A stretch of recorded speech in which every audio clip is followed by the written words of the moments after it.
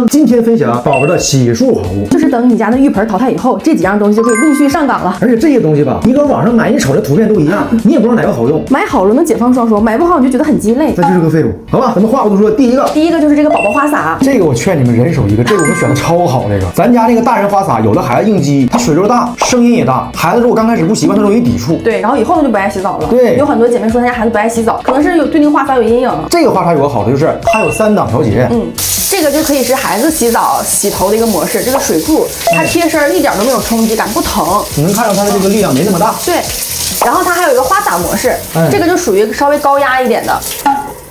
挺高压了是吧？是吧？它比别的宝宝花洒还多了一点，就是它有个温柔模式，水柱加上花洒一起输水。我觉得这个比较好，就是如果说孩子那个沫比较多，你想大范围的冲沫，你就可以用这个。你看它这个就没有刚才花洒模式那么高。对，有很多花洒说着大人孩子能一起用，但是其实它那个花洒模式大人用着不那么爽，劲儿小，这个很好，这个我对比好几个，然后我最后留的这可好用了。第二点，它还有个好处，就是我老中招啊，你但凡自己带孩子，一般会出现这种情况，你单手控制孩子，对不对？自己家这花洒我关不了开关，往地上一放，你得单手去摁这个开关。自己家的花洒劲儿大，不小心咵嚓一翻，噗呲自己脸，要不然整自己一腿，孩子还没擦干净呢，然后你自己整一身，老命苦了。这个就没事儿，看着吗？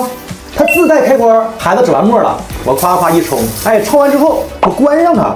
我给孩子擦干净之后，该穿衣服，回来再收拾浴室就非常爽，不会手忙脚乱。我觉得每一个家长都会被这个自己家的花洒冲过、呲过。对，它还有一个好处就是它是通用型的，你外出可以带。有很多宝宝他很排斥外面的酒店的东西。我儿子有一次他在酒店他就不洗澡，看见酒店花洒就不洗。那你这个你拆下来之后，咱们出门给他带着，他看到自己熟悉的东西，他就接受了。它可以拧到咱们通用的水管上。如果说你家孩子排斥花洒，它这个造型也好看，颜色也好看，你给让孩子当成一个玩具先熟悉熟悉。冲小身子呀，冲小脚啊，哎，习惯了之后，你再慢慢让孩子去用这个来洗澡。下一个就是一个站洗澡器，这个还有人没买吗？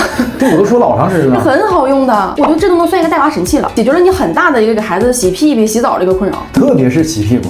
对，如果说你家的小月龄，你搁浴盆里边，哎，该怎么洗怎么洗。等你家孩子大一点，控制不住了，他就脱离浴盆了。这个就是你家孩子第2个洗澡工具，也是最后一个洗澡工具。对，你可以选带凳子的，你也可以要不带凳子的。如果孩子还不会站，你就把这个小凳给他加上，这个位置是可以调节高矮的。小腰给他一夹，对，他就动不了了，直接硬控孩子，你该怎么洗怎么洗。然后等宝宝会站了，就给他调高。这个凳子你就给他坐着洗，它可以用到你家孩子能听懂指令为止，至少是戒掉纸尿裤吧。然后市面上很多站立洗澡器，我觉得这个就很好用。它最大的优点就是它不夹肉，开合这个位置很容易夹肉。对，这样开合，它拿了一个硅胶圈给你包上了，孩子小肚子一贴的时候是硅胶圈碰的，开合的时候就不会夹肉。而且它是2边开合的，有的那种它就是一边可以开合，一边是固定的，这种2边可以开合就更适合再胖一点的宝宝。还有点真的是我觉得设计很好的一点，就是它这个捏的位置啊，有的太宽了你捏不住，这个的话就是刚刚好，这个造型也好看，上面这个小鸭子还是个小叫叫，也能当成一个洗澡玩具。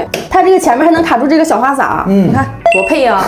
它这个下面还有沥水的，上面这是个防滑垫，其实这个垫你夹不夹都行，孩子在里边它不打滑，它很稳的，孩子往这一站，哎，怎么晃都不倒。好了，这个就很推荐啊。下一个现在就是梁诗安洗澡的一个必备环节了，先玩一会儿水，玩舒心了，玩舒服了啊，再洗澡。这个戏水玩具之前分享过，很好玩。然后今天我重点想说一下这3个，这个是陪我儿子从小长到大的一个玩具。就是我儿子现在到什么程度啊？有的时候他不洗澡，他得要几个先玩一玩。对，这几个玩意儿是老爱玩了。你洗澡玩具的话，我还是不敢给他买那种电动的，我怕在里边漏电，也主要是怕它坏。然后这是上劲儿的，哎，它就能游。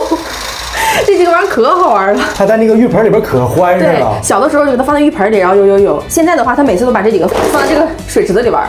这几个小玩具真的是质量挺好的，而且又便宜，我觉得又好玩。它能动，主要是还是它抗干，它没坏。对，它没坏。如果大家想花点小钱给孩子买个洗澡玩具，这个我就非常非常推荐。好吧，下一个就是宝宝的洗漱凳。很多姐妹纠结洗漱凳到底选啥样的，要不要带折叠的？各位，你不用挑，你就买个便宜的，稳定好一点的，就完事儿。我觉得是不用折叠，而且我还不推荐折叠。养成孩子好的习惯，他可以自己拿凳子，自己在那个洗漱台旁边，他可以自己洗手。对，我儿子现在就是他从外面玩回来之后，他知道自己洗手，他就能自己搬过来，然后我给他开好水之后，他就可以洗手了。这养成一个好的习惯，你不要在这个习惯面前做阻力。对，你说你整个折叠的孩子打不开。对呀，而且这个很稳的，你别看它便宜，它真的很稳，大人站上去都没事儿。它是3节的，你可以变成2节，后面可以拆。孩子长大了的话呢，他能继续用。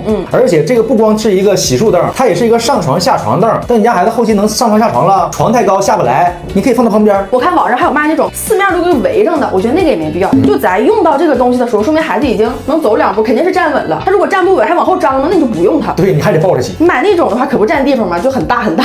这个的话真的不占地方。你像我家这个客位其实不大的，我就把它平时放在这个马桶对面，来回过道走人什么的，一点都不耽误我。所以说洗漱凳就没必要整什么折叠或者贵的，你就整这个就行。如果让宝宝自己洗手的话呢，你要搭配一个水龙头这个延长器，要不然它这个水够不着，这样的话就能够着。对，这个就随便买啊，便宜了说。